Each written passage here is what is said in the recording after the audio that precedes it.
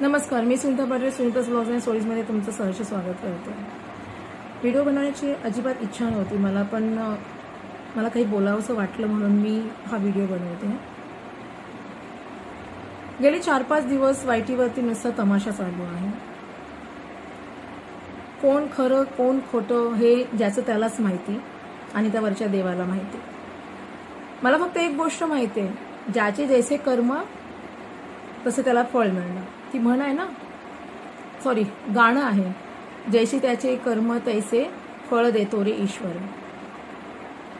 माझ्या आई वडिलांनी माझ्यावरती संस्कार चांगलेच केलेले. मला नेहमी सांगत आले की कधी कोणाचं वाईट चिंतायचं नाही, कधी कोणाचं वाईट होताना बघायचं नाही. आपल्याकडून जितकी मदत करता येईल तेवढी आपण मदत करायची. आणि त्याच त्यांच्या त्या सांगण्यावरतीच मी आतापर्यंत प्रवास करत आलेले आहे माझा. परंतु माधुरी पाटीलची मी मैत्रीण असल्या कारणाने माधुरी पाटीलला तोडण्यासाठी माझ्यावरती घाव घालण्याचा प्रयत्न केला गेला आहे. हे कितपत योग्य आहे? तुम्हाला काय वाटलं की तुम्ही मला माझ्या कुटुंबाला घाण बोललात, हे केलं म्हणून तुम्ही माधुरीताईंना सोडून काय संबंध आहे? मुळात पहिला म्हणजे मला बोलण्याचा काय संबंध होता?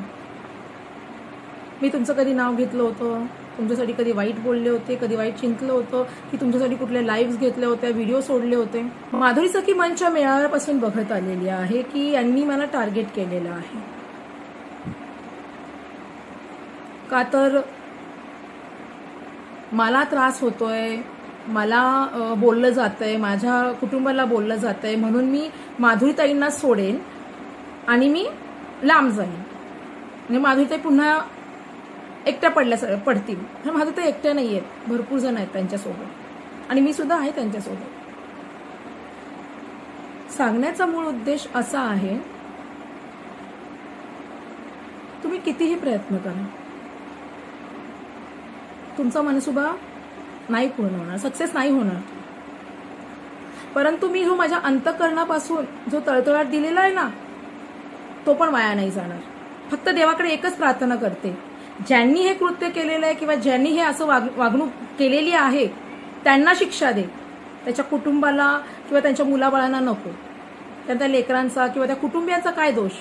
जसं तुम्ही माझ्या बाबतीत केलं तसा विचार मी नाही करत.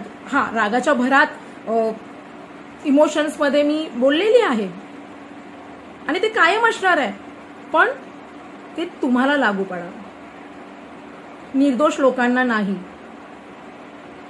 काही संबंध नव्हता तुमचा माझा, तरी सुद्धा फक्त आणि फक्त माधुरी पाटील पासून मी दूर जावं म्हणून तुम्ही मला टार्गेट केलं ना.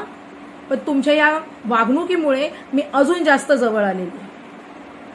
कळलं? त्या माधुरी पाटीलचं माझ्या आयुष्यामध्ये काय स्थान आहे तुम्हाला नाही कळणार रे. कारण त्यासाठी ना मन असावं लागतं, माणुसकी असावी लागते. ज्यांचे वाईटीवरती वाद आहेत ना माधुरी पाटील यांच्याशी, त्यांनी ते कायद्याने निपटावे ना. कायद्याची मदत घ्या तुम्ही. कायद्यावर विश्वास नाहीये का तुमचा?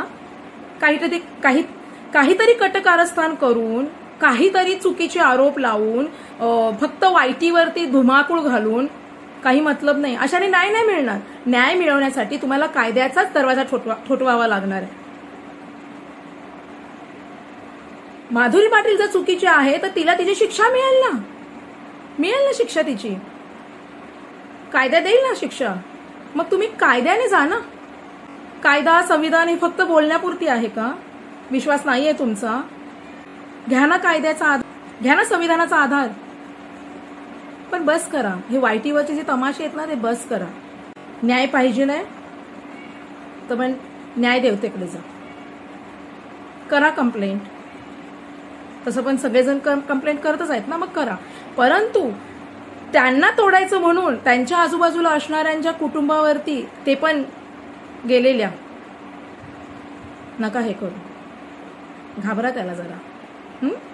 आणि एक म्हण होती पूर्वी की या जन्माचं जे काही आपलं करणी आहे त्याचं पाप पुण्य जे काही ते पुढच्या जन्मात मिळतं. पण आता नाही, हे कलियुग आहे, दुसरा जन्म नाही आहे. जे काही भोगायचं ना ते याच जन्मात भोगायचं. फेक आयडीज वाले सुद्धा माणसंच आहेत, त्याच्यामुळे आपण फेक नाही म्हणू शकत. हा, ते आपले आयडेंटिटी लपवून ते वाईटीवरती येतात. आणि काहीतरी धुमाकूळ घालतात. हिंमत असेल तर तुम्ही दुसऱ्यांची लाईव्ह सोडून थोडं बाहेर या ना, बघू तुमच्यात हिंमत होते का ती. दुसऱ्याला ज्ञान पाजळताना खूप मस्त मजा येते, मग त्यातलं थोडंसं आपल्यात पण घ्यावं. आलं का लक्षात. हे फेक आयडी नाही म्हणणार मी आता. हे जे खाणेरड्या वृत्तीचे जे आयडीवाले आहेत ना, जे भांडणं लावणं, आग लावणं, हा जो काही प्रकार करतात ना, सर्व चॅनल ओनर्सना मी हेच सांगेन, जरा डोक्याचा वापर करा. हे कोणाचे नाही आहेत. उद्या गरज लागली ना तर हे कोणी तुमच्यासोबत येणार नाहीये. आलं का लक्षात. कोणीच येणार नाही. जर तुम्हाला असं वाटत आहे की माधुरी पाटील ही गुन्हेगार आहे, तिने चुका केलेल्या आहेत, तिने कोणाचे आयुष्य बर्बाद केलेले आहे, तिने प्लॅनिंग प्लॉटिंग जर काही केलेलं आहे तर प्रूफ द्या. आम्हाला नका देऊ, कायद्याकडे द्या. कायद्याचा दरवाजा ठोठवा, कायद्याकडे न्याय मागा. वायटी न्याय देणार नाही. वायटीवरती तुम्ही रोज लाईव्ह घेऊन किंवा तुम्ही काही करून काही होणार नाहीये. यासाठी तुम्हाला कायद्याचाच आधार घ्यावा लागणार. घ्या कायद्याचा आधार, प्रूफ करा. आणि पुन्हा एकदा सांगते, कारण नसताना निर्दोष लोकांना त्रास देणं बंद करा. तुम्ही एवढासा त्रास द्याल, एवढा त्रास तुम्हाला होईल. जाता जाता नेहमीप्रमाणे स्वतःच्या कुटुंबाची आणि इतरांची काळजी घ्या. आई वडिलांची सेवा करा, दीनदुबळ्यांना मदत करा, मुक्या प्राण्यांवर प्रेम करा, त्यांना खाऊ पिऊ घाला. जमत नसेल तर निदान मारू तरी नका. जय हिंद, जय भारत.